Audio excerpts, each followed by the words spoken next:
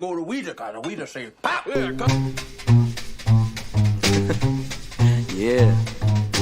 Half a pound of tuppenny rice, half a pound of treacle. That's the way the money goes. Pop goes the weasel.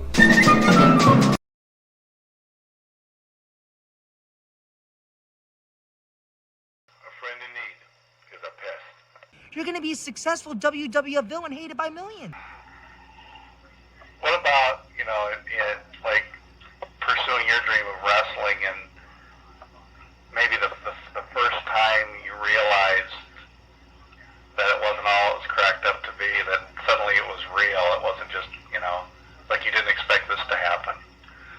Well, I was the only person that I know of that wanted to get into wrestling, but no one knew it.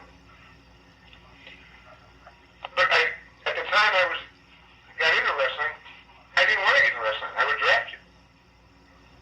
See, I was working for a Ford dealer in Indianapolis. I wasn't a salesman, I was a car jockey. I would bring the cars up from the lot to the mechanics, and they would get them ready for someone to buy a new car. I sit in a wash rack all day and smoke cigarettes with a guy named Willie and listen to the Four Tops. That's all I did. I loved it. Best job I ever had. No money, but Willie could dance. And I was working for the Championship Wrestling in Indianapolis, who was promoted by Dick the Bruiser and Wilbur Snyder. I also was a second. I would carry jackets to and from the ring. I would set the ring up. I originally sold programs at the matches. I would sell Cokes at intermission. I did everything in this business you could except promote. I did have 10% of a promotion one time with Vern Gagne in Indianapolis, but it never left the ground, so we never made any money. And it wasn't his fault or our fault. It was just we didn't have a good TV. But I did everything except wrestle a woman. I wrestled some guy that I wasn't too sure about, but never wrestled a woman.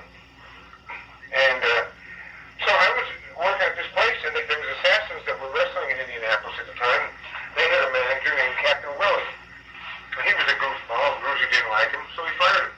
So I wasn't really begging to get in the business. He told me you're the new manager of the assassins. I was drafted. So I go into Weasel, and everything happens and all that. And it was so exciting because I was working in Indianapolis area. I was going to Louisville, 110 miles. Chicago, 200 miles. Hammond, 150 miles. Terre Haute, 75 miles. Muncie, 25 miles. Fort Wayne, 160 miles. My biggest trip was 200 miles. And I was making more money than I was making at the car place. Not a whole lot more. All my payers were $5, $10, $20. I didn't work every day of the week. So I was probably making around $80 a week to $100. I was making $60 at the Ford place after being a milkman. And to be around Indianapolis and see my name on the board at the Indiana State Fair as the Bruiser and Crusher versus the Devil's Duo managed by Bobby Heenan at the building that I worked in. I worked for Indiana State Fair. I lived down the street from there, 5 blocks. And that was exciting.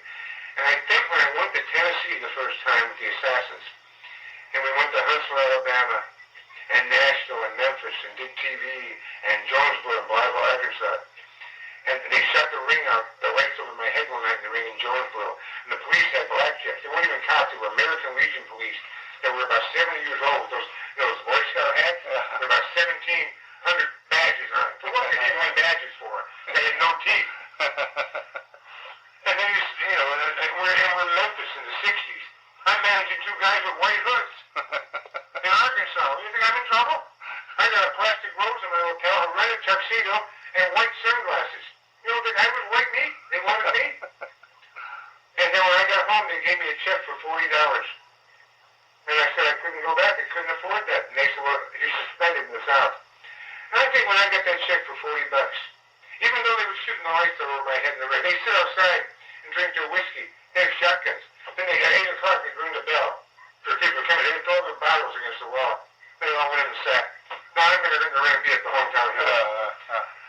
So I think that was when I first thought, whoa, this ain't what it's cracked up to be. And then working in Chicago, all those years, couple of years, they never paid me more than $50. The country stuck up for me once. He said, how can you give the kid that?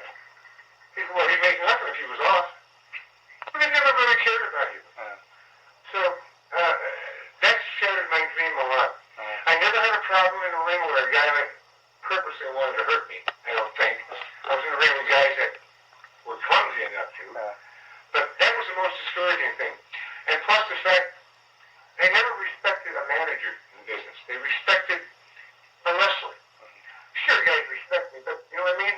They always would say, are you working tonight? Working means you're wrestling. Managing means I'm sitting in the corner. They say, are you working or managing? Well, if I'm out there sitting in the corner, I'm working. I told one, I said, you beat Nick one more time, you get to keep him.